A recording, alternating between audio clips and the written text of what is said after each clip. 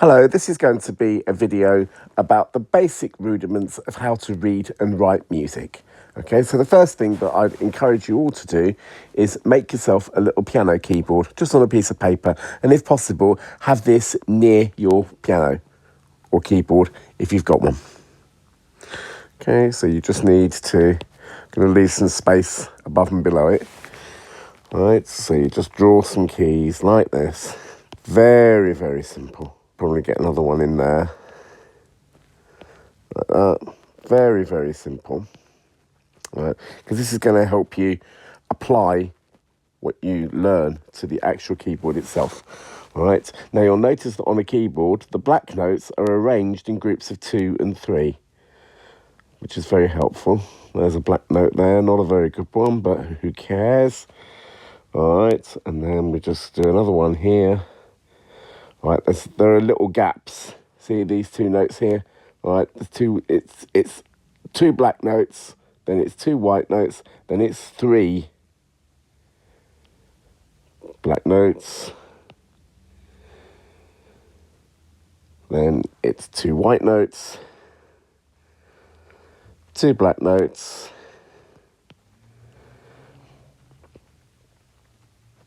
2 white notes,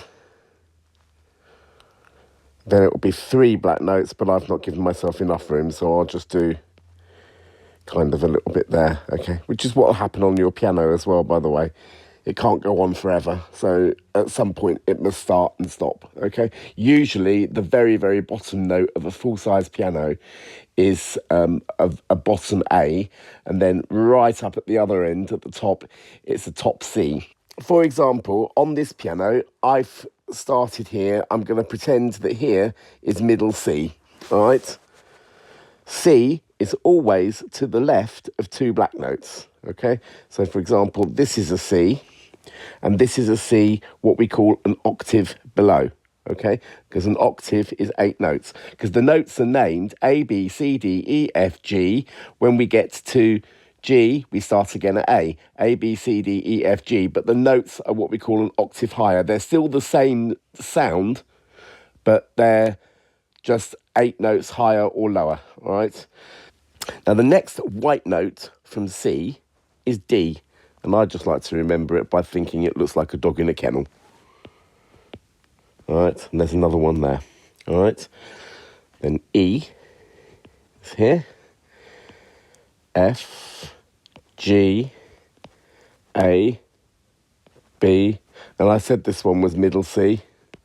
I've not actually given myself enough room to do much here, but that's middle C on the piano, pretend. All right, E, F, G, and so on. All right. Now, looking at these black notes, starting at this bottom C here, just here, yeah, C, this one here is called C sharp. All right, I'll write C sharp here. All right, but we actually have a sharp sign that we can use, and it looks like a little noughts and crosses board, like that. So C sharp, let's put it up here. Okay, and it's what we say, a semitone higher than C. All right, a semitone, let's put the word semitone up for you.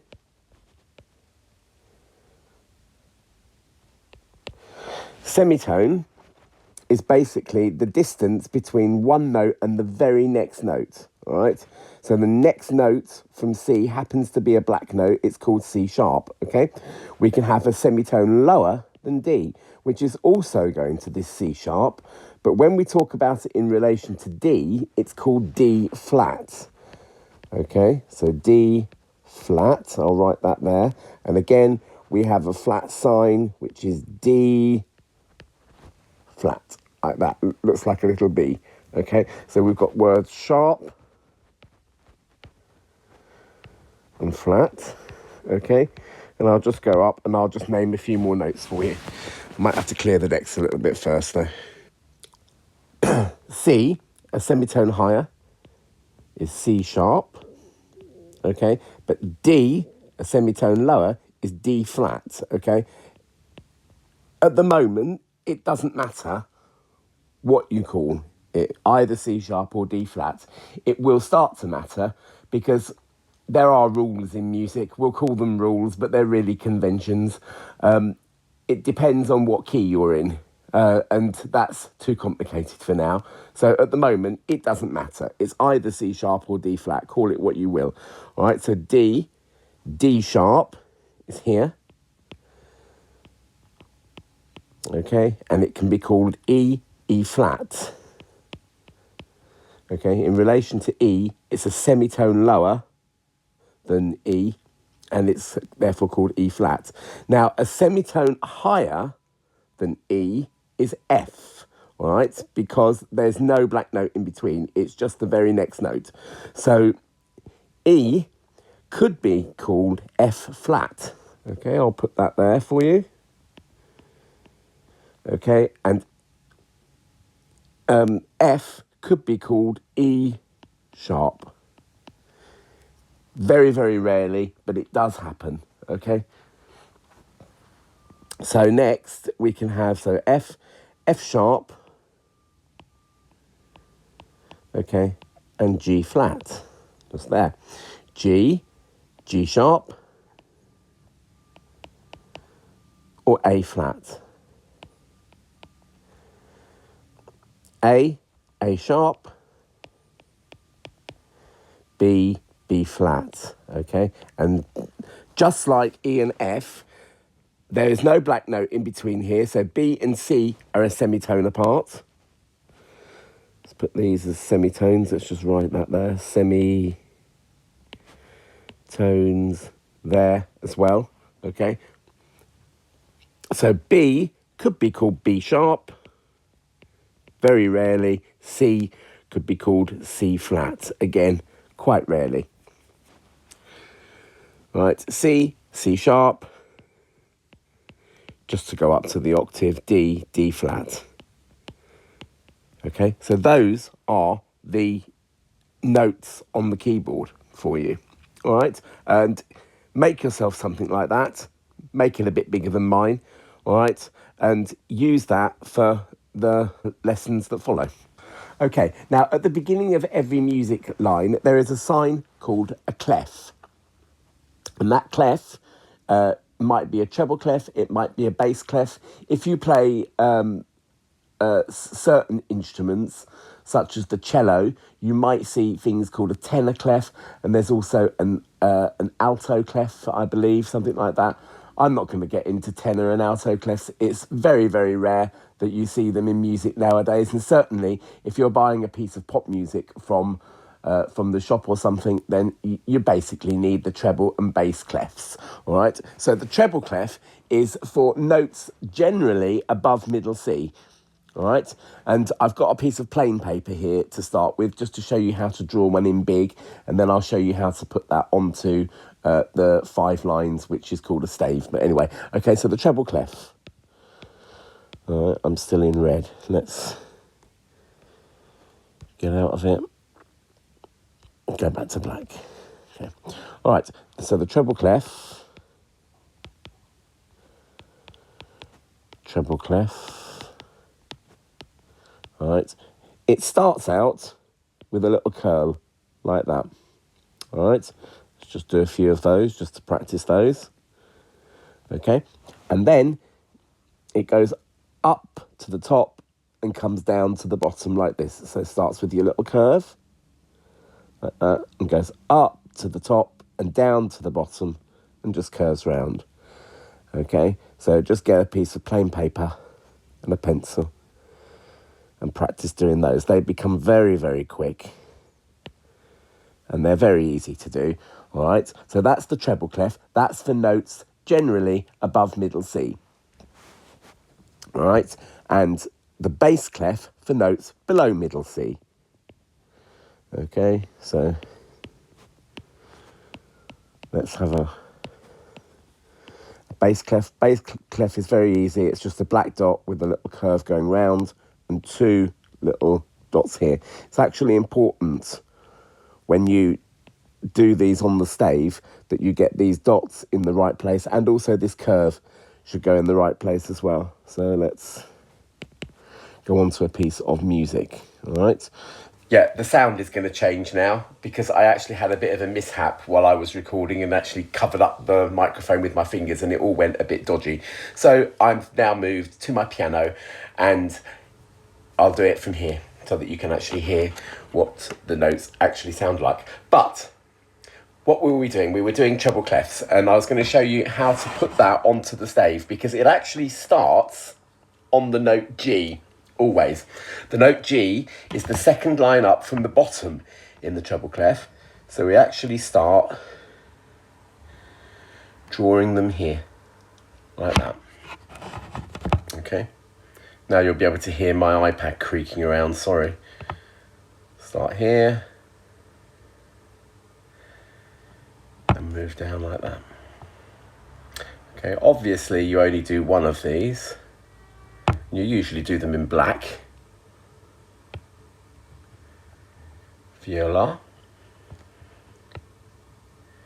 Okay, just practice. It's just a wee bit of practice that's required for those. All right. Now, on the next line, I'm going to do some bass clefs for you. All right. Now, the notes in the bass clef are actually different from the notes in the treble clef. In the bass clef, this is the note F, okay? And that's where our bass clef starts, with that little black dot there, all right? And then we put our two lines, just one above and one below the F line. All right, do a few of those.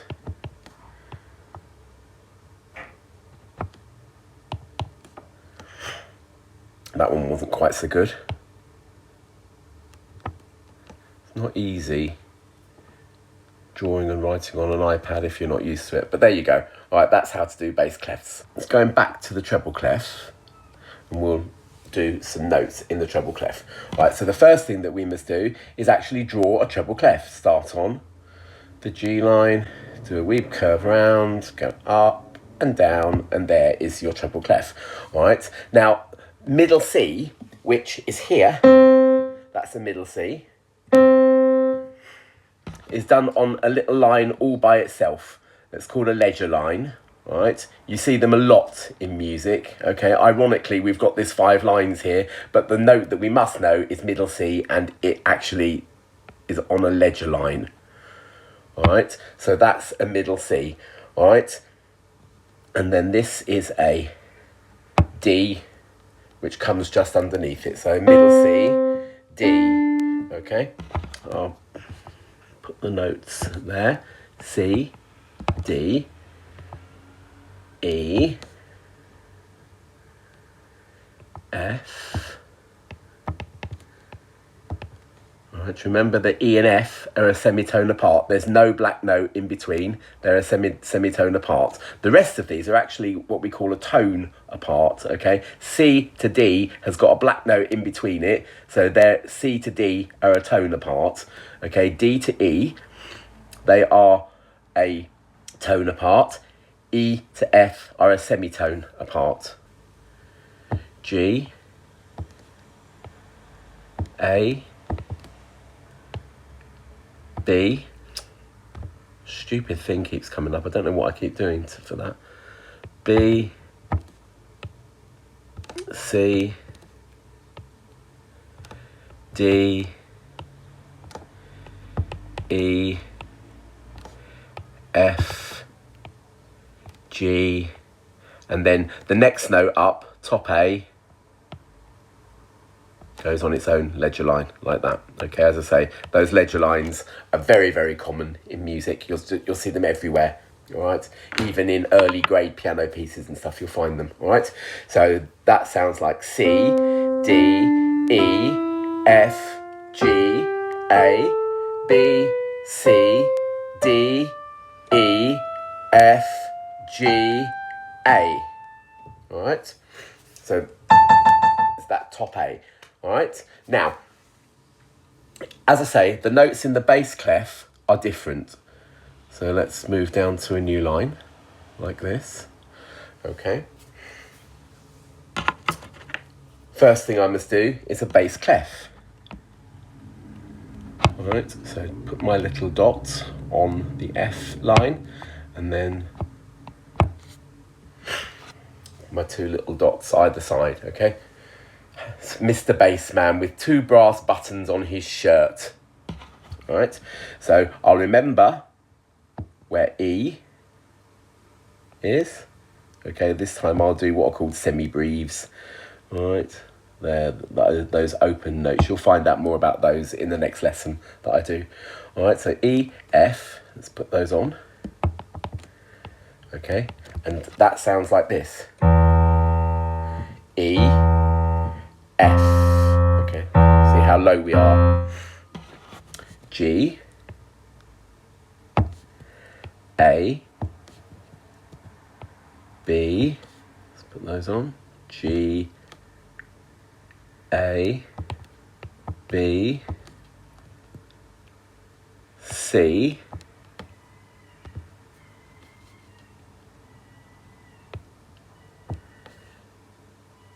D,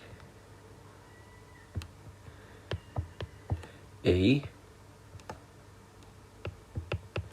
F, G, A, and will I have room, I wonder. Let's just see if I can move this up a bit. B,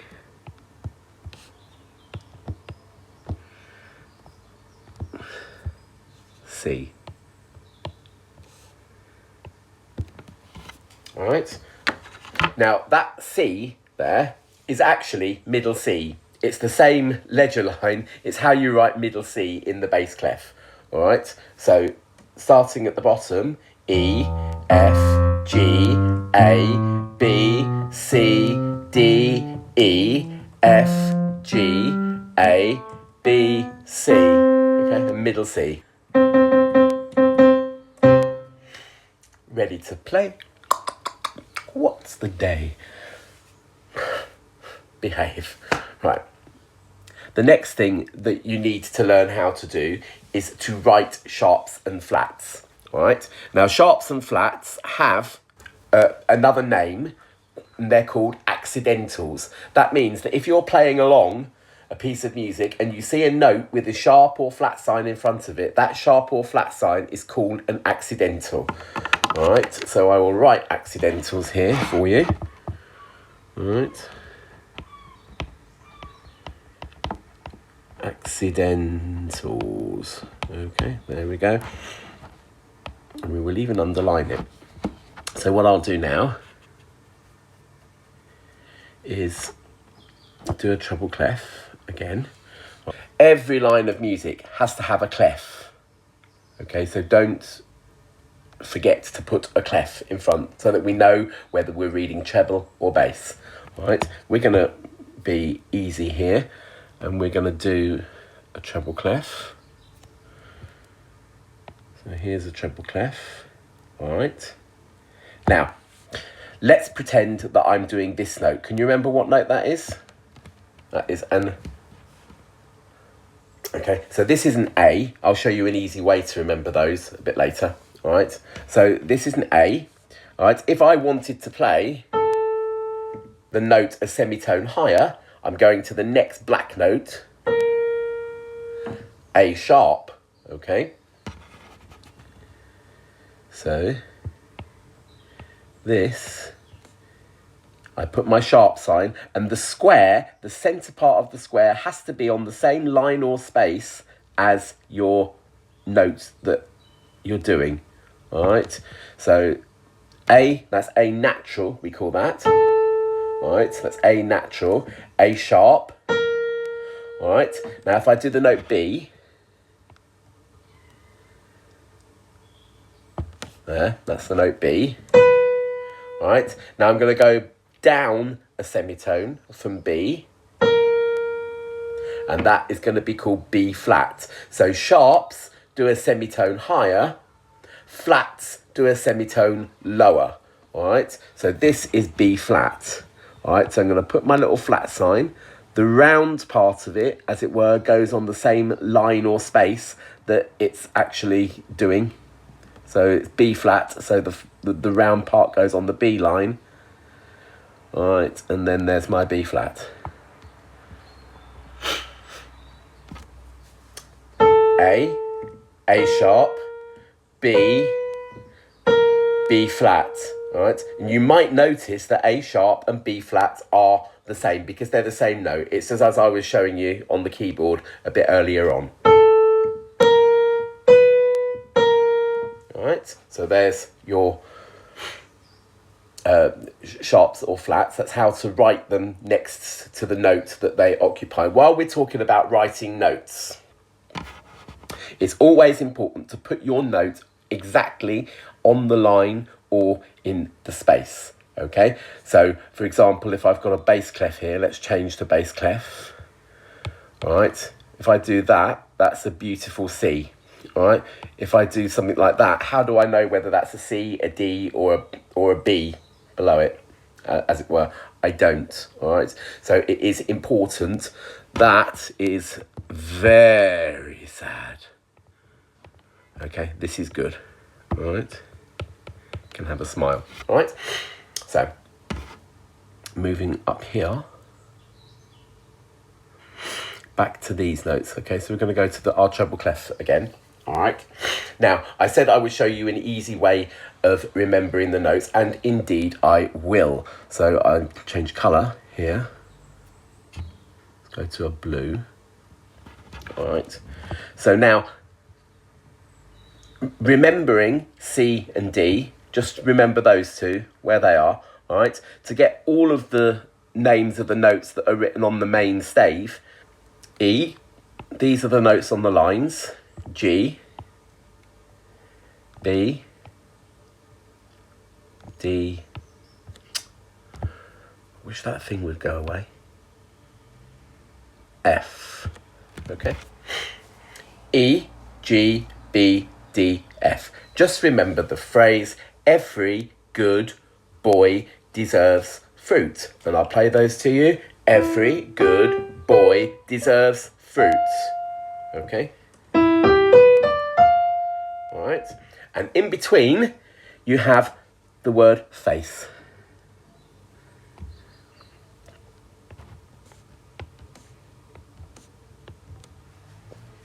F-A-C-E.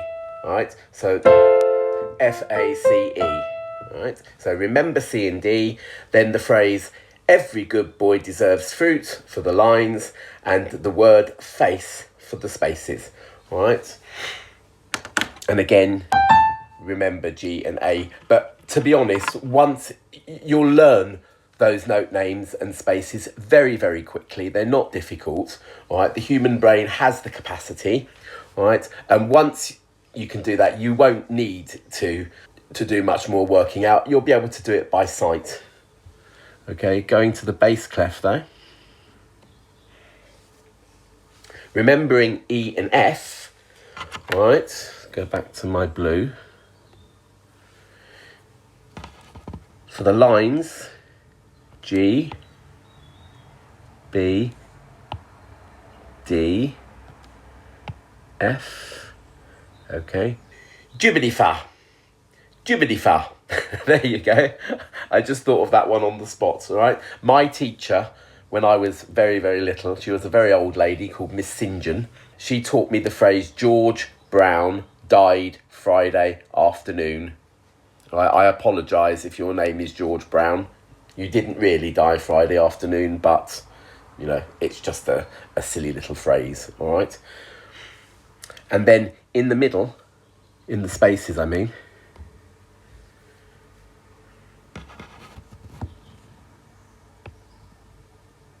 all cows eat grass, which indeed they do. A, C, E, G, all right? And then you've got to remember B and C at the end, okay? But as I say, you know, it's not a great feat of difficulty. It's actually quite easy to do. Now you'll notice that most of the time, notes have little sticks on them, all right? Okay, so I'm going to put my clef on, all right? Put my treble clef here. Oh, we're back to green again. doesn't matter. All right, so I put my treble clef on here. Now to put these little sticks on, all right, this is your basic note. It's called a crotchet. The Americans call it a quarter note, all right? But below the middle line, the sticks usually go up, all right? So C, D, E, F, G, A, B. The stick can go up or down like that, okay? And then C, the sticks start to go down, okay? Now that is not a rule that is sort of set in stone or anything. You will see things like this, or that sometimes, all right?